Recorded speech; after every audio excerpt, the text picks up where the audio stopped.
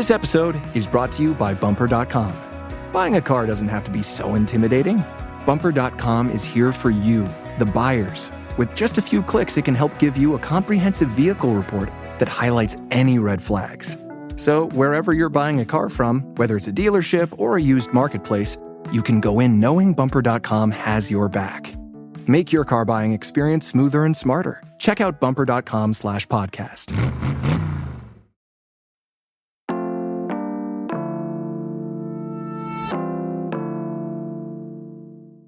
Today on CityCast Pittsburgh, the state Senate reconvenes today, which means we could finish the state budget any minute. It's only 4.5 months late, but who's counting? And one of the things now included in it is e-scooters. For 2 years, they were all over Pittsburgh, and in July, they went away. But big news, they could be coming back, at least for another year. And today, we're talking about why.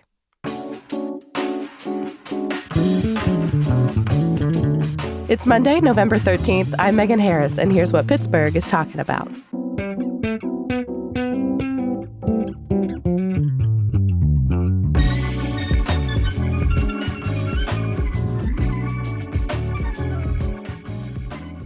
I'm with CityCast producer Sophia Lowe. Good morning.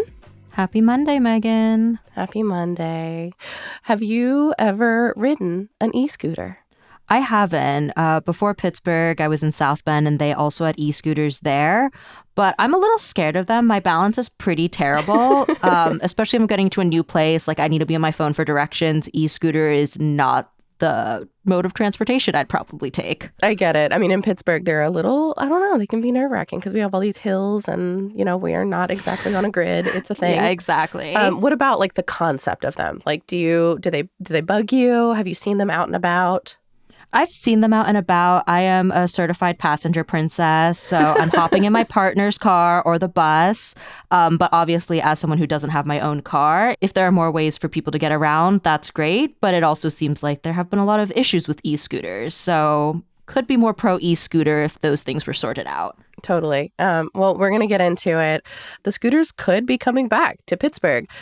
Sophia, of course, is newer to our team, newer to the city, but we've been fussing about e-scooters and their specific implementation here in Pittsburgh for a while, not because they aren't a really cool option. More mobility options in the city are amazing, full stop, but because we feel like Pittsburgh could do better.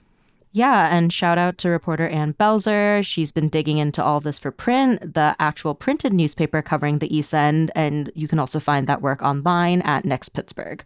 Yes, her reporting is so good. You'll be hearing directly from Anne later on.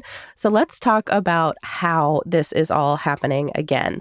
It's, once again, part of the budget process. I think that's so interesting how they can tack things on in this way. House Majority Leader Matt Bradford, he represents the Democrats, and he's in Montgomery County. He added this e-scooter reauthorization in Pittsburgh as an addition to the 2023-2024 state budget. So it's part of a fiscal code bill. And without those, if you're not familiar, a lot of programs can't get funding.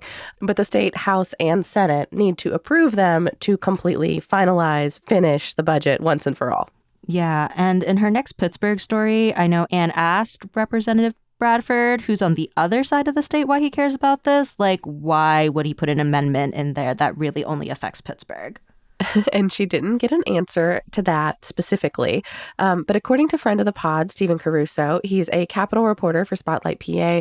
That's pretty normal. Bradford is the majority leader, so he could be doing it because other Pittsburgh area representatives wanted him to, or maybe even for a Senate colleague who supports it.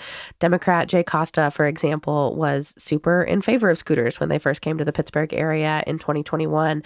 So sometimes, I guess, the majority leader, will file on behalf of the whole. You also spent a lot of time reaching out to our local legislators. I tried. What did you hear? Yeah. Well, what did you hear back? Are they excited? What are they feeling about this? Yeah, a lot of people don't want to talk about it yet, at least not until it's official. Representative Lindsay Powell, she's in support of micromobility pilots generally and says that they support alternative transit options because they, quote, believe it is a major issue with transportation and mobility throughout the county. And then Representative Dan Frankel's office got back to us too. They said they're also supportive, but with some stipulations because this new pilot is a little bit different from the old one. So there are requirements that the city has to meet if they do decide to create this new program. And since we've been talking about this so much, I'm actually going to read the actual language in the amendment. It says, quote, a city of the second class shall adopt an ordinance and executive order authorizing the shared electric low-speed scooter pilot program by December 31st, 2023. Yeah, so there's a few things to note there. Shall adopt and city of the second class. I feel like second class always sounds a little bit like an insult, but Pennsylvania just categorizes cities based on their population size. And based on that, Pittsburgh is the only city of the second class. So it means us. But Pittsburgh is first in our hearts, first class. Absolutely. And then the shall adopt part. In legislative speak, that usually means will, like has to, but we don't know that for sure. It like leaves a little bit of wiggle room either way. So technically, Pittsburgh Mayor Ed Gainey has to sign an executive order to reauthorize all of this by that date, December 31st. Here's Ann Belzer's take on that. So what I understand from like people who do this, the legislature can't actually force a city to do something like this, but that could be a court battle. So it's a sort of a nice cover for the city if the city says, well, we're told we had to do it. If the city didn't want to, they could fight it and they would probably win. But does the city really need that cover, though? It seems like they were pretty happy to have the scooters around the last 2 years. Yeah, our Department of Mobility and Infrastructure really fought for them. So it kind of sounds like, no, we don't really need it.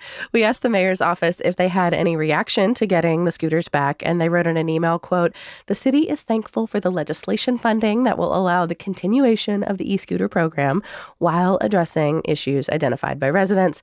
This is an opportunity to provide mobility to many in the community, end quote, which sounds to me like, yay, we get them back and we get the funding to support getting them back. Not like a group that might be readying for any kind of court battle.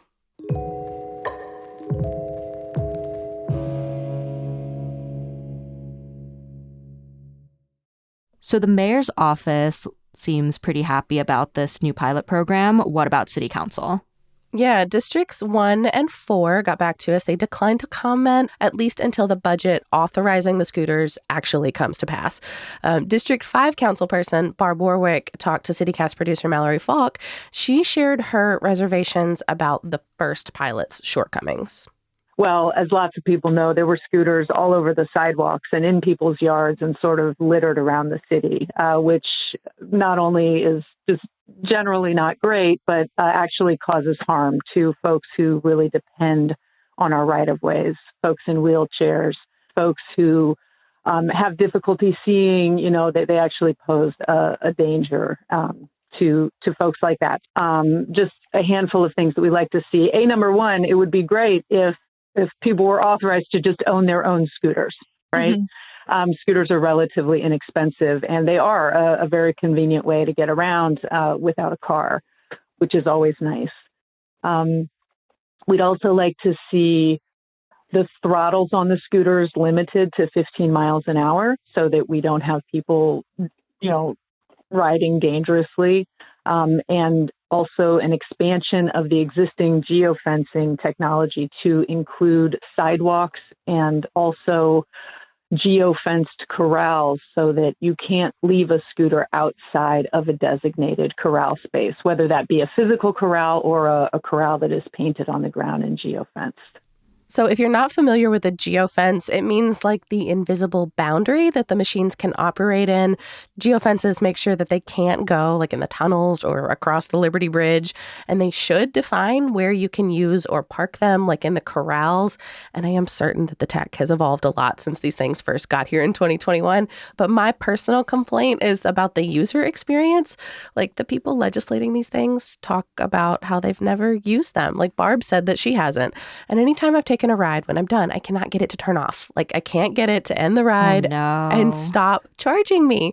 Even in the painted corrals with the cords to physically plug them in, it doesn't recognize that I'm done. So my $3 ride turns into an $18 ride, and I've wasted 20 minutes trying to get the darn thing to respond to me. It is so infuriating, and I feel like no one's dealing with that because I assume they never use them to actually experience what it's like in Pittsburgh. And I am also one of those people who hasn't tried the e-scooters, but I'm also not a lawmaker, and that experience is not selling it for me. So, and I haven't had that experience in other cities, to be clear. So I don't know if it's a Pittsburgh problem or a spin problem or some combination of the two. I would love for them to figure it out. Yeah. $18 for something that should be $3, that's a really big markup.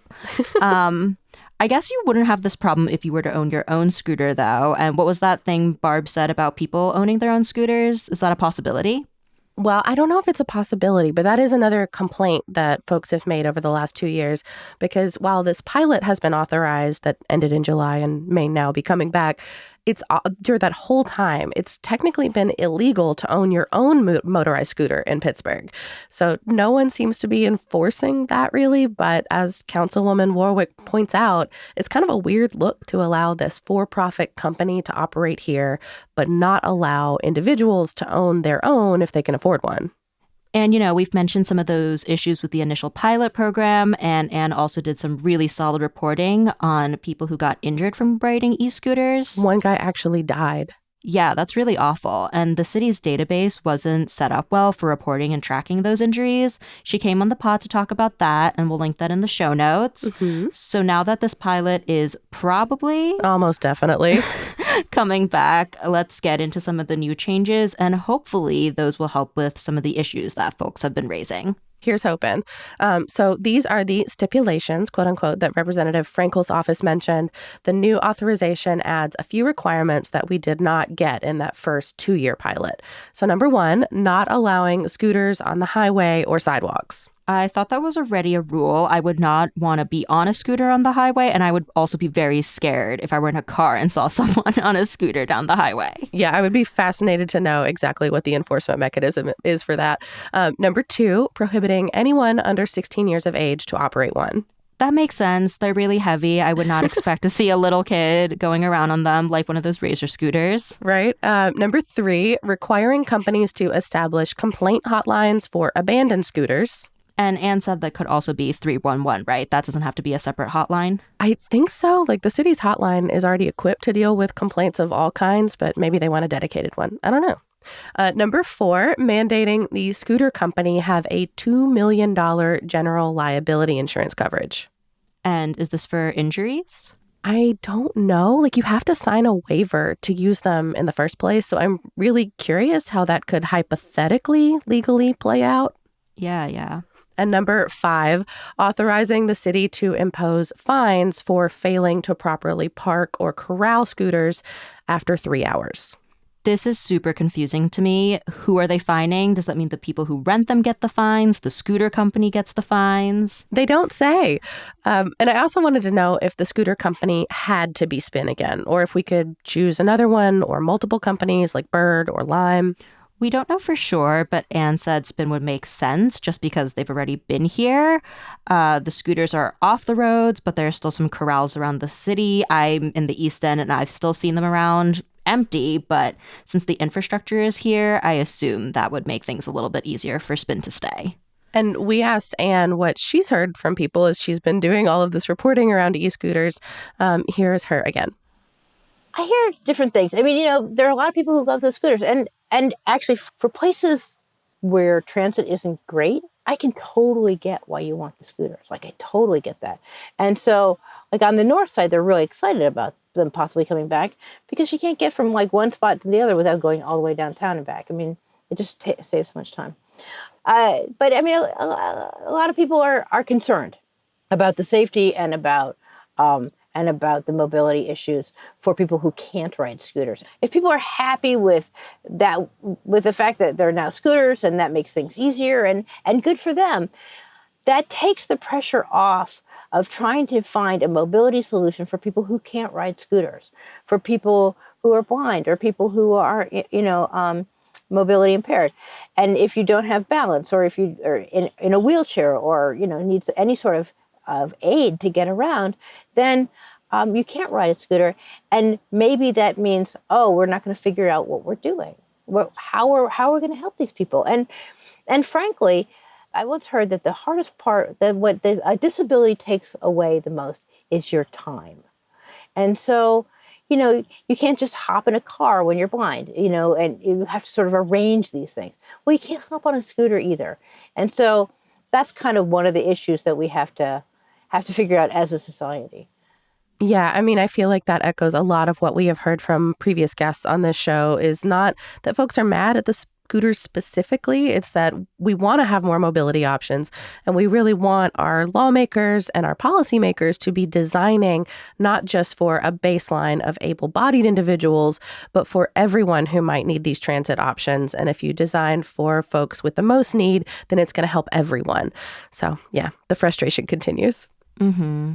And thinking about policymakers again, when Mallory spoke with Barb Warwick, she said she'd introduce legislation to further regulate the scooters. In city council, yeah. If the budget is ever passed, of course. Exactly. She didn't share a ton of details, but we'll be sure to follow up and keep an eye on that once we hear about the Senate's final decision.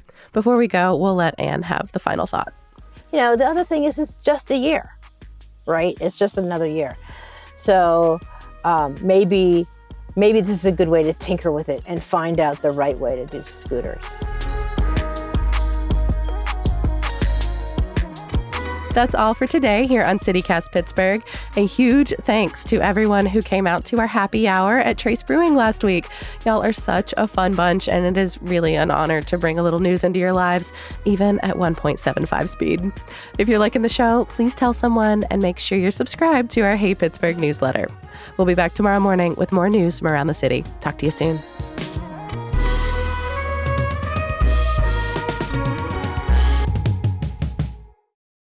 Want to say something funny for the blooper?